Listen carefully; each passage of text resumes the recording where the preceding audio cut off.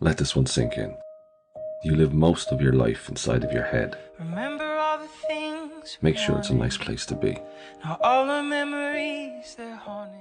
Today we're going to talk about my 2024 training split. I'm going to go through when I work out, when I do my running, when I do my strength training, bouldering, any kind of cross training. It's January. The big focus right now is rebuilding the body, getting ready for the 2024 season.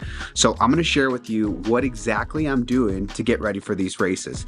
It's still winter, so for me, the running volume is a little bit lower than it normally would be in the summertime. But let's jump into a little bit around how I structure everything. So to start, I work out 6 days a week. We do Monday through Saturday. Sunday is an ultimate day off. Complete rest, no training, no running, no nothing. It's the one day where I just really need to recover. But for the other 6 days, I break it up into two different categories. I have my hard days and I have my easy days. Let's do easy days first, which are Monday, Wednesday, and Friday. On Monday morning, I always do my 7-mile base running. What does base running mean? Base pace is essentially a pace that you can run at while still being able to carry a conversation. Kind of like how I'm talking to you in the camera right now. And that base pace can be different for everybody. It could be a 7-minute pace, could be a 9-minute pace, could be a 12-minute pace. And this is all dependent on your aerobic performance. And that's what I do every Monday, Wednesday, Friday morning. In the afternoon of Monday and Wednesdays, I do bouldering. It's my cross training. It's something that I truly enjoy doing and don't view it as fitness or working out or training. It does have crossover into the Spartan races that I do in the summer. But for me, it's just something to do for fun where I get to hang out with some friends, get out and socialize. There's no tracking of any kind of metrics at all, but it's just a way for me to get out of the house. I don't know if you guys have felt this way, but ever since like COVID, I feel like I got into this weird habit of staying in the house or maybe choosing to stay home more than I should have. So I've really been looking for opportunities to get not only outside of the house, but also start to do stuff outside of the gym. And what's cool about the rock climbing gym that I go to is that they have a social area, they have a coffee bar, all that fun stuff. But I digress. Again, that is an easy day, 7 miles in the morning, base pace, afternoon session, bouldering, usually about an hour, hour and a half. Monday and Wednesday. Friday afternoon, I don't do bouldering. I usually take it off as I just kind of want to relax, as Saturday's a big day, and we'll cover that in a second here. So those are the easy days. For hard days, those are Tuesday, Thursday, and Saturday. They differ a little bit, so let's start with Tuesday. Right now, I'm in a power building phase for my training. I am doing some high intensity speed work, but it's very minimal, and we'll talk about periodization in a second here. But right now, for Tuesday, I typically do an 8-mile run in the mountains in the morning. I'm not focused on speed or trying to hit any PRs. I'm just getting my mountain legs back under me after taking 2 weeks off after Dubai. And then for the PM session, I do roughly about a 90-minute strength and functional training session. So these sessions are full body movements along with some functional movements and preps for Hyrox, which I'm doing in March.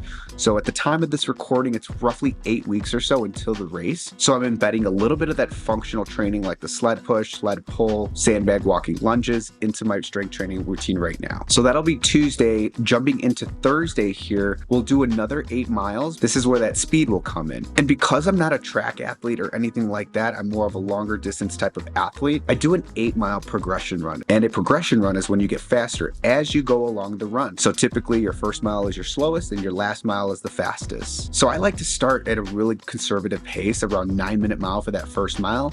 And then I try to drop down to about 6:30 pace for that last mile. I've got some speed goals for like the spring and summertime, but with Hyrox coming up in March, I'll probably see that last mile get to roughly 6:15, maybe 6-minute mile, just depending on how the body feels. Similar to the Tuesday afternoon session, Thursday evening, I also do another 90-minute strength and functional training session. Similar to Tuesday, just a couple of different exercises, but same concept with a full body session. Jumping into Saturday, now what we do is we do our long run Saturday coupled with a power workout similar to Tuesday. So this can range anywhere between like 10 to 12 miles. Right now it's about 10 miles. I'm starting to get the volume back under me along with my mountain miles. So this could be anywhere between a 90 to 120-minute mountain run on Saturday morning. I'll go home, eat some food, and then in the afternoon, similar to Tuesday and Thursday, we do another full body strength training session. One of the things that I really love about doing full body strength training sessions is that I can hit all muscle groups 3 times throughout the week. I also have to limit the amount of time that I focus on strength training as I am a running first athlete. And this is one of the beautiful things about being a hybrid athlete. It's like you can be a runner who lifts or you could be a lifter who runs. There's that versatility where you can go back and forth. For me, I'm more of a runner that lifts. So in total volume for running, this is usually usually about 45 to 50 miles on a weekly basis, 3 strength training sessions, and 2 bouldering sessions just for cross training and for fun. Now, I mentioned periodization earlier, which is what I'm doing now, and I'll do this to about mid-February because my race is March 16th, Hyrox Houston. 4 weeks before the race, I'll replace my power with my speed workout. So I was doing power Tuesday and Saturday. I then will switch over to speed Tuesday and Saturday and a power on Thursday. The reason why is I want to start getting that turnover in my feet in prep for Hyrox. And what I found best last year when I did the Boulder Half Marathon and Hyrox when I PR'd and hit 70 minutes, it took me roughly 4 weeks to get ready for that peak speed shape. So some of the changes that I'll see in the workouts is instead of doing like a mountain run on Tuesday morning for 8 miles, I'll do interval training for 8 miles where I'll do half mile at base pace, half mile at race or sprint pace, and just repeat that 8 times. This starts to get the body and the mind ready for Hyrox as there's 8 events. You're running fast, you're slowing down for an event and running again. So I'm starting to get that race simulation in my head, but also getting my legs ready for that stop and go that you do throughout the race. For Saturday, that progression run that I was doing on Thursday will actually move over to Saturday for 10 miles.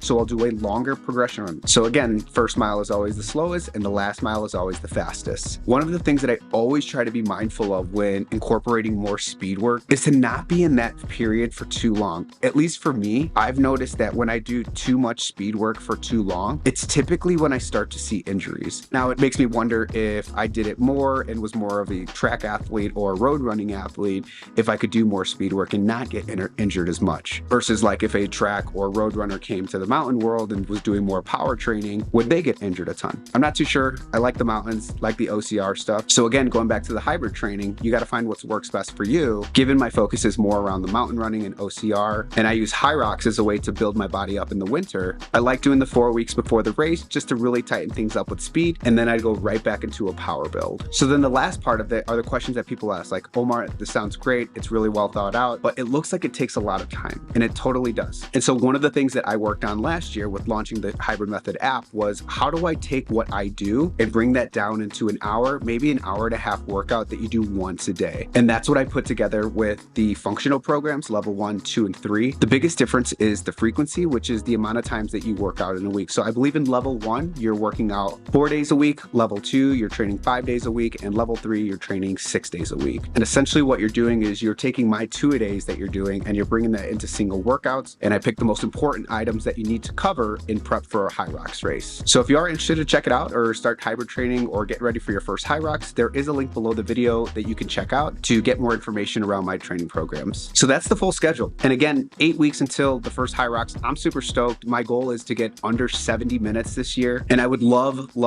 to get on a podium. I really want to bring a flag home this time. I feel like Houston, I have a really good chance of doing that. In Chicago, I PR'd at 70 minutes in like 30 seconds, something like that. And there were just a couple of little things that I did throughout that race where I'm like, man, I could really take off like 2 to 3 minutes off my time, which could get me on the podium. So I'm really focused here. I got roughly 8 weeks to get the body back in shape. Right now, we're in week 3 and feeling pretty good about it. So if you have any questions around some of the races, or if you're going to be at Hyrox Houston, let me know in the comment section below. And if you haven't already, be sure to subscribe to the channel. Next week, I'm actually doing the 3rd edition of my training shoes for 2024. This is one video that I started doing years back when I first started getting into YouTube. And it's actually been like one of the popular videos that people have been asking me to do. So I'm excited that people love that video because it's one of my favorite videos. And I've got some new shoes that I'm doing this year and I can't wait to share them with you. Let me know if you have any questions, and thanks for tuning in.